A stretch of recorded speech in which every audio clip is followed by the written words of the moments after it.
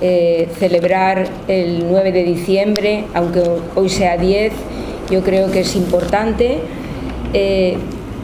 Hoy precisamente es el Día de los Derechos Humanos. Casi viene bien también tener en cuenta esta fecha, porque la batalla de la comunicación tenemos que ir ganándola un poco. Los derechos humanos que no hemos conseguido, porque ahí está. Se habla de los derechos humanos. ¿No se oye, Luis? Sí, es que te tapa la cara. Ah, vale.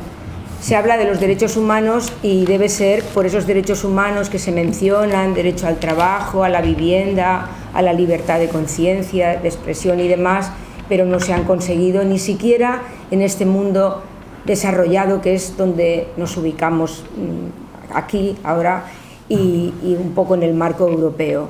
Es decir, que yo pienso que hay que aprovechar también esta fecha. También se ha conmemorado recientemente la Constitución. Yo voy a hablar un poco también de qué leyes hay ahí sobre el tema que nos ocupa de laicismo y feminismo. Y bueno, pues voy a empezar un poco hablando de los orígenes del laicismo y del feminismo, porque ambos movimientos vienen del periodo ilustrado, es decir, en torno a esa fecha de la Revolución Francesa, la Ilustración. Disculpa, quería darte también las gracias a ti, y si no lo digo me voy a quedar con esa idea. Gracias por la presentación. Entonces, bueno, pues en la sociedad estamental en la que vivía la gente, todo estaba muy encorsetado, era muy difícil pasar de un estamento a otro, y lo que supone el movimiento de la Ilustración y de que la ciudadanía vaya ganando en derechos rompe un poco esas fronteras que estaban muy marcadas. Entonces, ambos movimientos surgen ahí. Lo que ocurre es que todos los movimientos y las ideologías y todo tienen una historicidad, es decir, no es lo mismo y no podía ser lo mismo el laicismo a finales del XVIII, sobre todo en el XIX, igual que el feminismo, que en el siglo XX y que ahora en el XXI, porque todo en la vida es un proceso de ir ganando, de ir haciendo cambios. Somos librepensadores, librepensadoras, pero nos vamos haciendo cada día más porque nuestra mirada se expande y tiene que ir incorporando nuevos elementos. Yo creo que es muy importante esta idea de que todo tiene una historicidad y todo se va enriqueciendo con las aportaciones de todos. Aquí estamos compartiendo mesa con la masonería, podemos compartir con más gente, con el libre pensamiento, y yo creo que eso es importante. La libertad de conciencia es el aspecto, digamos, el pilar más importante, el elemento en el que el laicismo, vamos a ver, saca sus señas de identidad.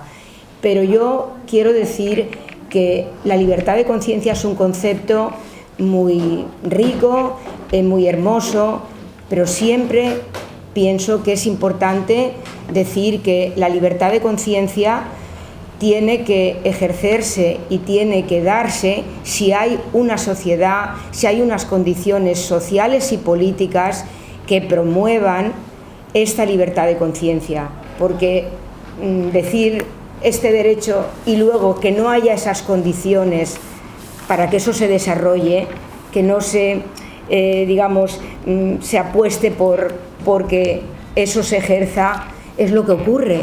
Se dicen muchas cosas, pero luego cómo se practica. Lo digo porque en la sociedad en la que vivimos, el patriarcado, la ideología patriarcal todavía es muy potente. Entonces, si no se desestructuran todos esos elementos, y desestructurándolos ganamos todas y todos. El feminismo no es un movimiento contra los hombres, es que ganamos todas y todos en esa causa.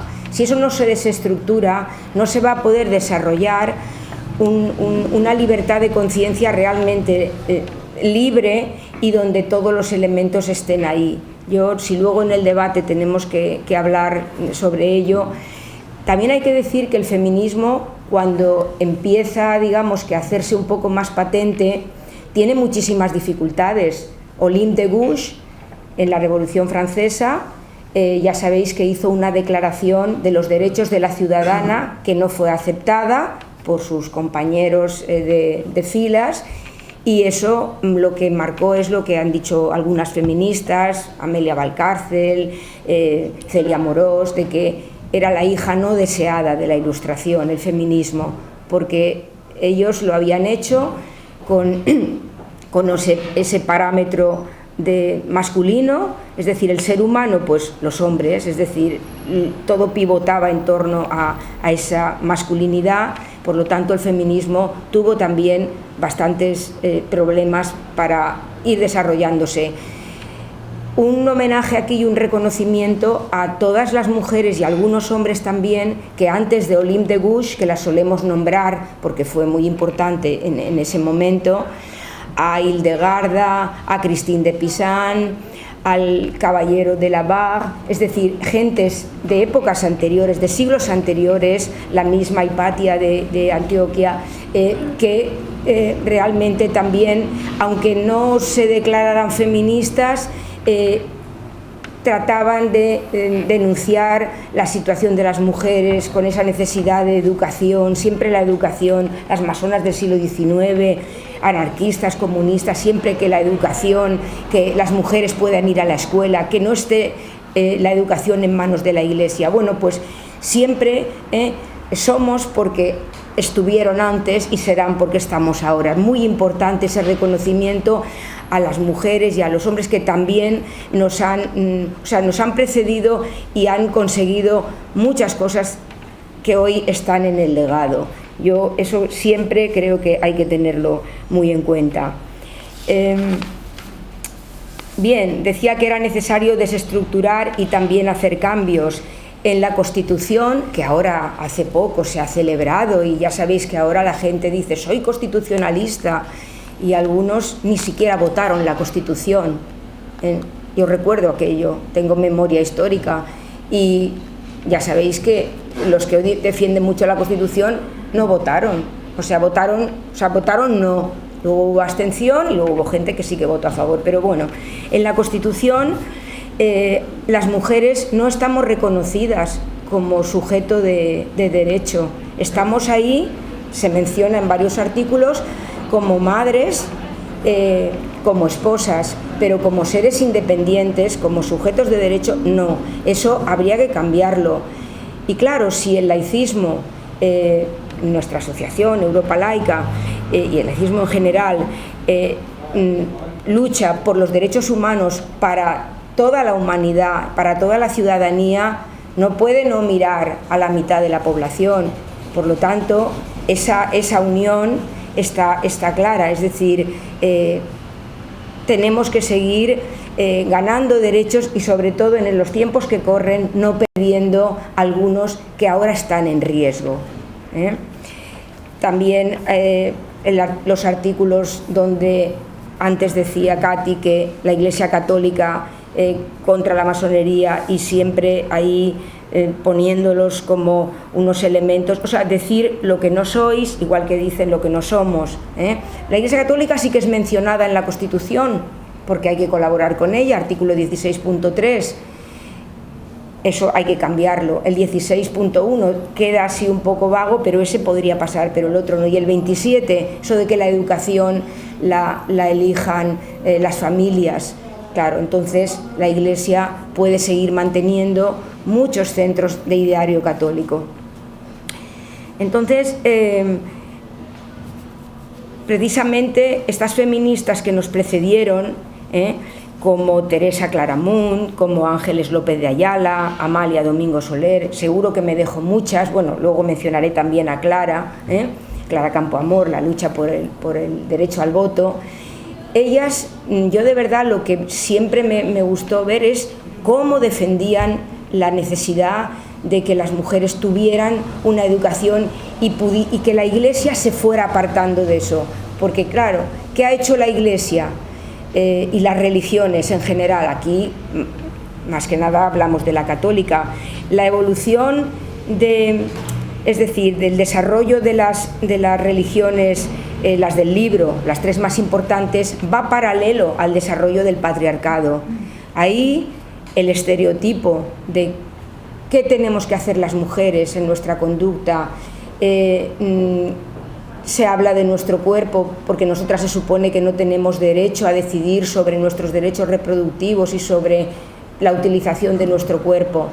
Las mujeres también, y eso por ejemplo lo dice mucho Almudena Grandes, ¿no?, ahora que nos ha dejado dramáticamente, y las mujeres en el franquismo, difusoras de la educación, difusoras de la moral de la familia, tenían que salvaguardar. Bueno, todos estos estereotipos son los que hay que cambiar y son los que la Iglesia y las religiones, todas las religiones, por lo menos las del libro, tratan de seguir manteniendo ese papel, que sigamos siendo esos seres de segunda clase y que nuestras decisiones siempre tengan que tomarlas otros, y además siempre con el peso, somos las cuidadoras, somos las madres, somos las esposas. Es decir, eso, aunque hoy las cosas han cambiado, pero todavía queda mucho, ¿eh? El machismo, como dice Miguel Lorente, no es conducta. Cuando hay gente que dice, no, es que esos son actos de la conducta, no, es cultura, y eso tenemos que cambiarlo. Por lo tanto, la unión, no sé cómo vamos de tiempo, Luis, de laicismo y feminismo, va de suyo, es pura coherencia. 6 me quedan, vale. Sí, más o menos era la idea que yo tenía. Aquellas mujeres a las que he nombrado, que formaron sociedades, ateneos, manifestaciones a veces de muchísima gente por los derechos, de verdad que fueron el precedente y fueron algo que Clara Campoamor también mencionaba. La lucha por el derecho al voto le costó mucho a Clara Campoamor, no solamente por parte de los varones de su partido, sino también por muchas mujeres que se consideraban defensoras de los derechos de la mujer y feministas, como el caso de Victoria y demás gente, y ahí esa batalla fue muy, muy grande, pero la argumentación que daba Clara es que todavía hay que utilizar la fecha de hoy. Ella decía que no se va a saber si el comportamiento, si el voto que van a dar va a ser a la derecha o va a ser, pero son derechos humanos y son derechos para toda la humanidad. Como partidos que se definen como progresistas puede estar aquí argumentando para que se retire esa propuesta o para que se vote en contra. Quiero decir que lo que hemos conseguido ha costado mucho y tenemos que mantenerlo, ¿eh? Para Europa Laica, la organización que yo represento, y Valencia Laica, la batalla por la educación sigue muy pendiente, muy pendiente. No hemos avanzado mucho en estos últimos años.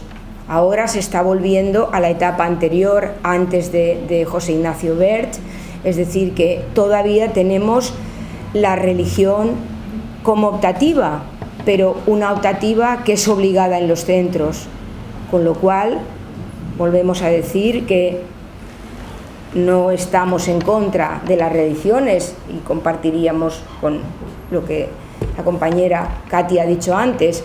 Lo que pensamos es que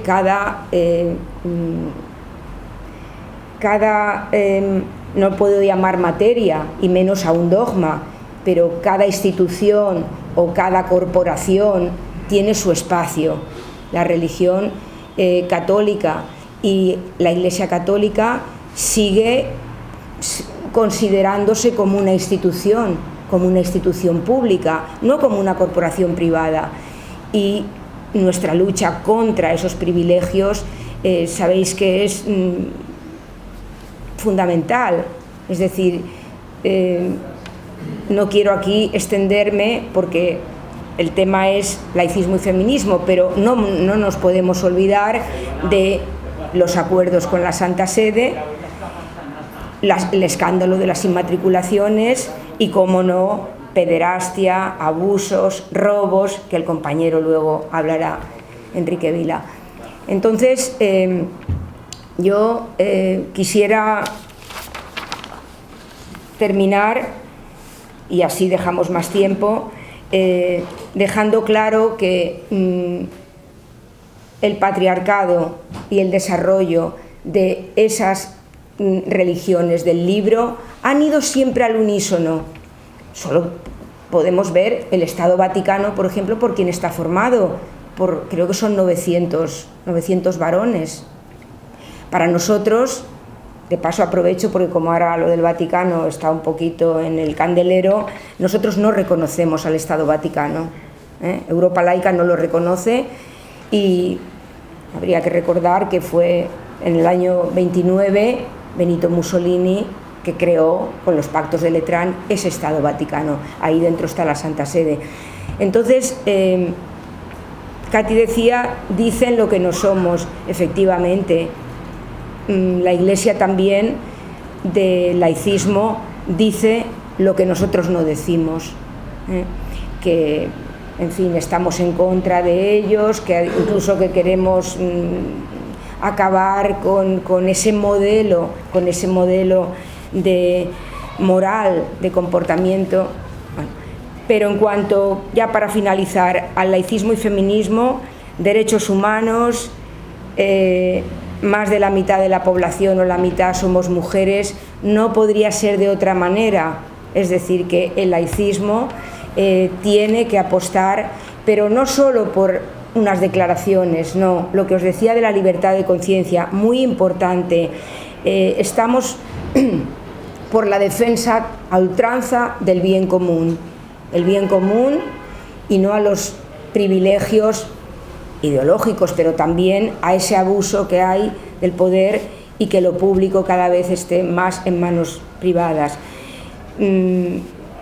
Las condiciones a nivel de la libertad de conciencia han de cambiar social y políticamente para que se desestructure toda esa ideología patriarcal que se ha ido transmitiendo y que a fecha de hoy podemos encontrárnosla todavía en el cine, en las canciones, en la forma de relacionarnos y en un sinfín de cosas, pero se han naturalizado tanto, que eso es una cosa que he olvidado, hablar de la naturalización tanto de la religión como de la ideología patriarcal, que la gente cree que eso es algo natural y que siempre ha sido así. Pues no, eso es lo que tenemos que cambiar, con todas vosotros y con todos, y haciendo cada vez, pues no sé, que esta batalla vayamos ganándola.